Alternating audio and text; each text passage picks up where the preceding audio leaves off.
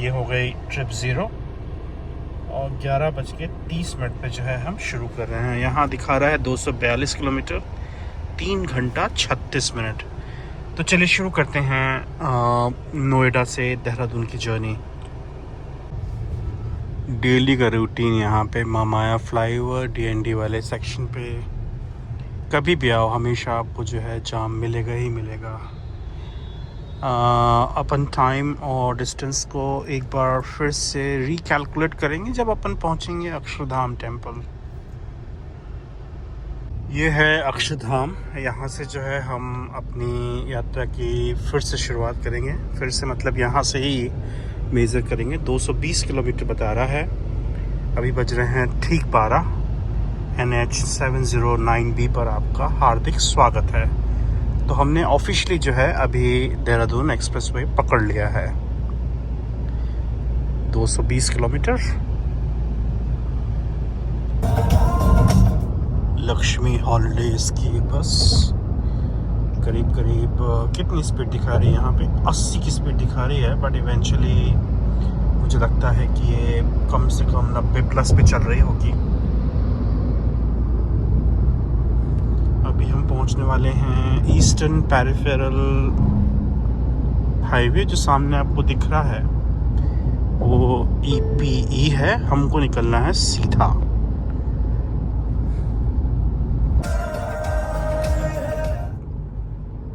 बागपत करीब करीब पहुंच चुके हैं। यहाँ से जो है वो दिखा रहा है राष्ट्रीय राजमार्ग बागपत, शामली और देहरादून। यहाँ इस पॉइंट से 189 किलोमीटर हो जाता है देहरादून और 2 घंटे 37 मिनट का जो है वो टाइम तो मिनिमम बता ही रहा है। अपन जो है वो स्पीड लिमिट में ही गाड़ी चलाएंगे। अगर 80 है तो 80, 100 है तो 100।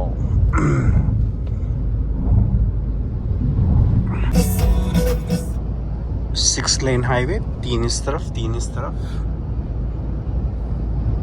फिलहाल तो स्मूथ है। लगता है कि यहाँ का जो टोल वाला जो कैमरा है ये प्रॉपरली डिटेक्ट नहीं कर रहा है। लोगों को काफ़ी टाइम लग रहा है जो है टोल प्लाज़ा क्रॉस करने में। अपने को तो खैर ज़्यादा टाइम लगा नहीं, लेकिन हाँ पीछे ज़रूर लाइन लगी हुई थी। इस तरह ईंट के भट्टे यूपी में काफ़ी मिल जाएंगे। इधर भी एक है। और इस हाईवे का पहला रेस्ट एरिया जो है rest and service area toll के बाद ही है। तो यहाँ 500 मीटर दूर दिखा रहा है। ऑपरेशनल है कि नहीं है, मेरे ख्याल से ऑपरेशनल दिख तो नहीं रहा है। 97 पे क्रूज़ लगाया हुआ है। 100 की लिमिट है। 97 is a decent speed. Noida से जो है करीब करीब हमको 1.5 घंटा हो गया है। अभी 1 बज रहा है और अक्षरधाम पे जब हम थे तब 12 बज रहा था। तो 1.5 घंटे में अगर आप देख सकते हैं तो हमने 100 किलोमीटर जो है कवर कर लिया है 19.8 के एवरेज से। 220 था यहाँ का डिस्टेंस जब हमने अक्षरधाम से शुरू किया था। तो 1 घंटे में करीब करीब ये मान के चलिए कि हम 80 किलोमीटर चल चुके हैं। 91 यहाँ दिखा रहा है, जबकि स्पीड लिमिट में है 100 किलोमीटर प्रति घंटे की। यहाँ से शामली जो है 18, सहारनपुर 80 और देहरादून 130 किलोमीटर ही बाकी रह जाता है। ये कुछ रेस्ट एरिया तीनों बन रहे हैं। 2 निकल चुके हैं, एक ये है। फिलहाल यहाँ पे कुछ है नहीं, लेकिन मेरे ख्याल से ये चाय वाय के लिए यहाँ पे कुछ प्रबंध कर रखा है टाइम बीइंग। मेरे ख्याल से सिर्फ और सिर्फ जो है टॉयलेट ही है। Let's move on then. तो अभी रेस्ट एरिया जो है कंप्लीटली बना नहीं है।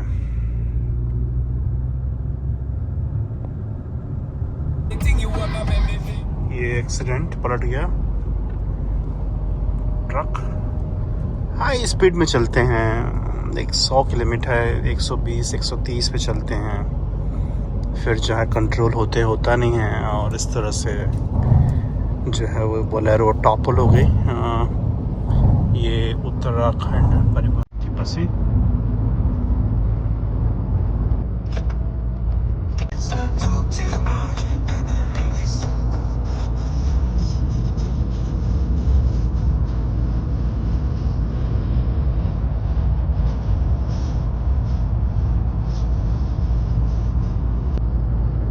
नोएडा से चले अब 2 घंटा हो गया है, 1:30 है।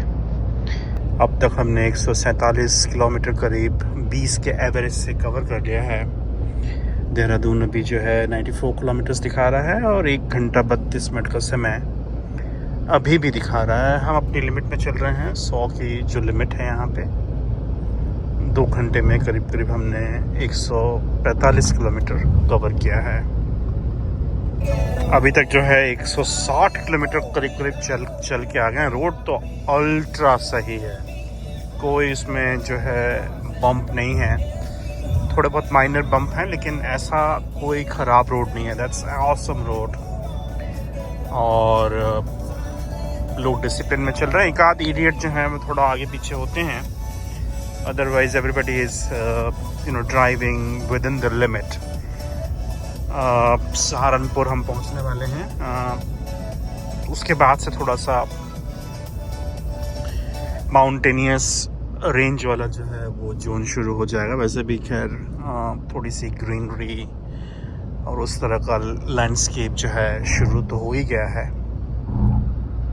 थोड़ा रेड दिखा रहा है यहाँ पे, मेरे ख्याल से एक टोल प्लाज़ा है जिसमें थोड़ी सी भीड़ नजर आ रही है।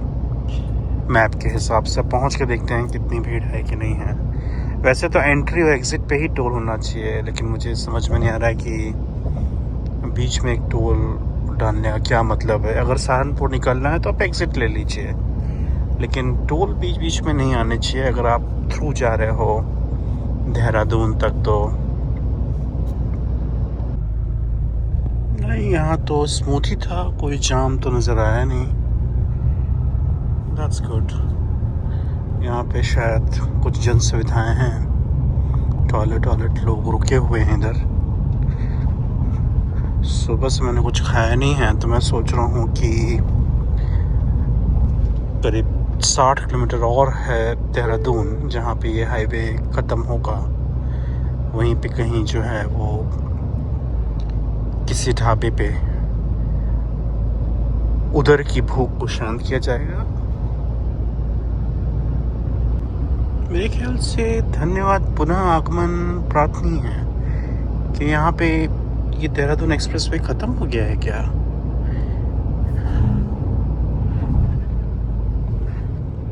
यहाँ से कह रहा है कि आपको राउंड अबाउट लेना है, ओके, और फिर नीचे उतरना है। Quite interesting. हाईवे पे इस तरह का राउंड अबाउट ज़बरदस्त वाला।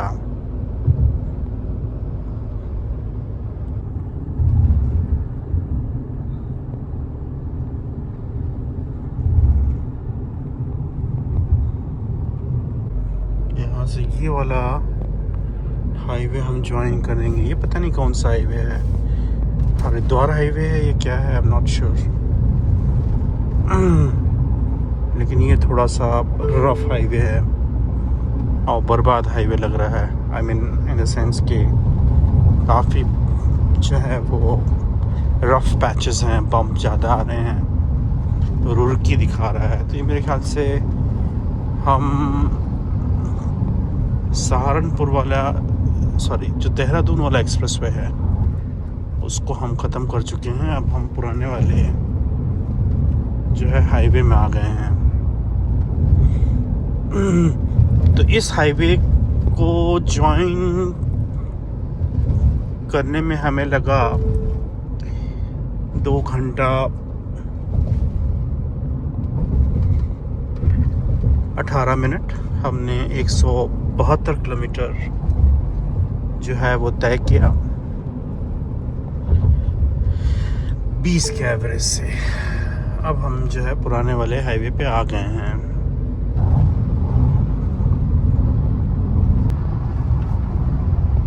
NH 344।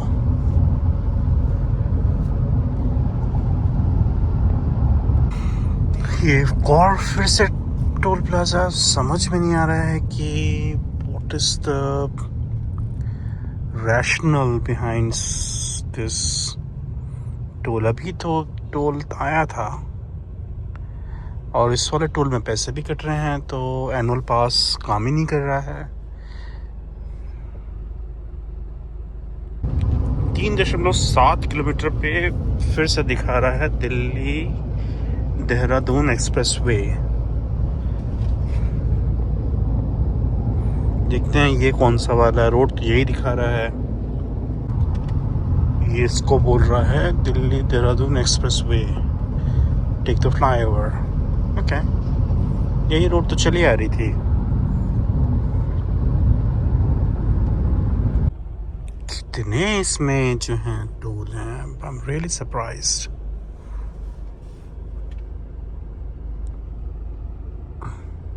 एक तो इनका काम नहीं करता है, दूसरा जो है वो इतने टोल लगाने की ज़रूरत क्या है। ये 5 मिनट से जो है नौटंकी कर रखा है इसने।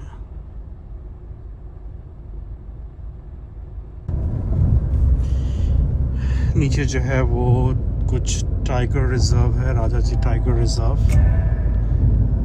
एक तरीके से ये मान के चलिए कि ये जो है वाइल्ड लाइफ कॉरिडोर है। ये मान के चलिए कि ये वाइल्ड लाइफ कॉरिडोर है जो कि कुछ किलोमीटर्स लंबा है। यहाँ से देहरादून जो है वो 24 किलोमीटर ही रह जाता है।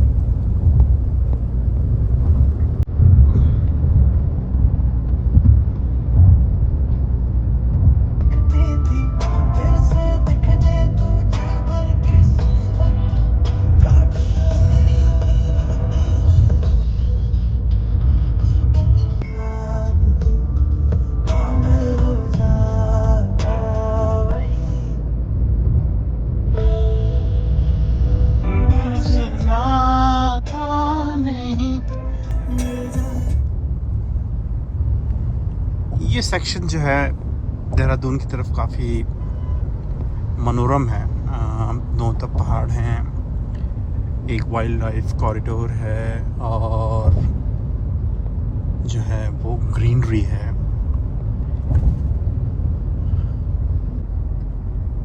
रास्ते में बंदरों का उत्पात जो है वो गाड़ी लोगों ने धीमी कर दी है। बंदर कहीं से भी उचक के आ सकते हैं। देख के नजारे भी खोए हैं खुमार में, वादियां इशारे कर रही तो नैना रुक गए। डाइवर्जन यहाँ पे थोड़ा सा कुछ काम चल रहा है। मेरे ख्याल से ये जो टनल है उसका ही काम है शायद आगे। और ये रिजर्व फॉरेस्ट है, आरक्षित वन क्षेत्र बताया गया इसको, राजा जी टाइगर रिजर्व।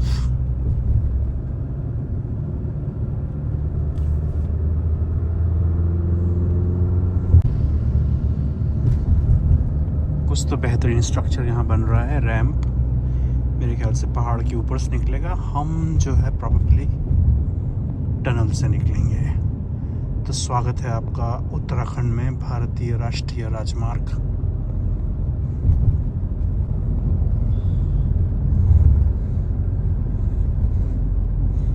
आत्मनिर्भर भारत की ओर एक कदम। तो हम ऑलमोस्ट जो है वो देहरादून में पहुंच चुके हैं। Welcome to Uttarakhand. छोटी सी एक टनल है।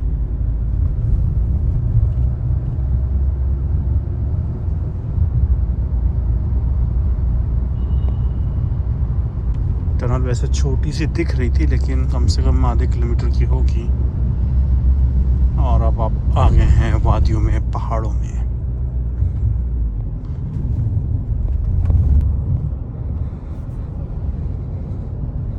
Dehradun, Paonta Sahib, Rishikesh, you are under surveillance.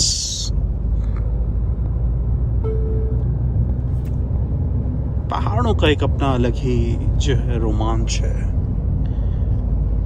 ठंड भरा माहौल, दिल्ली के 45 डिग्री से राहत, ग्रीनरी, माउंटेन, एक तरीके से मन को काफ़ी जो है वो सूदिंग लगता है। अभी इस उत्तर प्रदेश परिवहन निगम की बस वाले ड्राइवरों को कोई समझाए कि आपको लेन में ही चलना है, लेकिन ये कभी आधी लेन इधर कवर करता है, कभी आधी लेन उधर कवर करता है।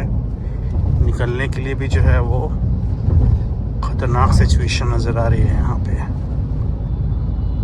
ओके, तो हम ये जो है देहरादून के इस पॉइंट को एंट्री पॉइंट मानते हैं और यहाँ पे किनारे लगा के हम जो है वो चीज़ों को कैलकुलेट करते हैं कितना टाइम हमें लगा। ठीक है, वेलकम टू उत्तराखंड। हार्डली यहाँ से जो देहरादून है वो 8 किलोमीटर सेंटर पॉइंट से रह गया है। अब एक रिव्यू लेते हैं हमने क्या किया अब तक। तो हम चले थे 11:30 पे, अभी बज रहा है 2:37। ये मान के चलिए कि 3 घंटा, नोएडा से करीब 3 घंटा, और अक्षरधाम से हमें 2.5 घंटा लगा। हमने 232 किलोमीटर कवर किया 19.5 के एवरेज से। तो ये हमारा जो है देहरादून हाईवे का एक ड्राइव था। ये मान के चलिए कि आप मैक्सिमम 3 घंटे में आप जो है नोएडा से देहरादून पहुंच सकते हैं, अगर कोई बड़ा जाम रास्ते में नहीं पड़ता है तो। और अक्षरधाम से आप 2.5 घंटे में पहुंच सकते हैं अगर रोड सारे क्लियर हैं। इसमें भी कुछ समय बच जाता अगर जो है वो टोल पे इतना टाइम नहीं लगता। और एक जगह मैंने थोड़ा सा रेस्ट एरिया में रुकने की कोशिश की थी, वो भी नहीं करता तो प्रॉब्ली 10-15 मिनट में और बचा सकता था। तो चलिए, ये था मेरा दिल्ली से देहरादून का रोड ट्रिप, जिसमें मैंने एक्सप्रेसवे को कवर किया और टाइम को कैलकुलेट किया। चलिए मिलते हैं किसी और नए ब्लॉग में। तब तक आपका धन्यवाद। Please share, subscribe and like. Thank you. सुबह से कोई ब्रेकफास्ट नहीं, बस समोसा और ब्रेड पकौड़ा ले लिया है। गुरु जी की चाय एक बार हो जाए, राधा स्वामी। ये है गुरु जी। बादल काफ़ी घने हैं और अभी तो कुछ बूंदाबांदी शुरू हुई है। पानी गिरेगा नहीं गिरेगा ये तो आगे की ड्राइव बताएगी, बट मौसम जो है वो काफ़ी खुशहाल हो गया है और काफ़ी हवा चल रही है। बेहतरीन पानी, काफ़ी तेज पानी गिर रहा है।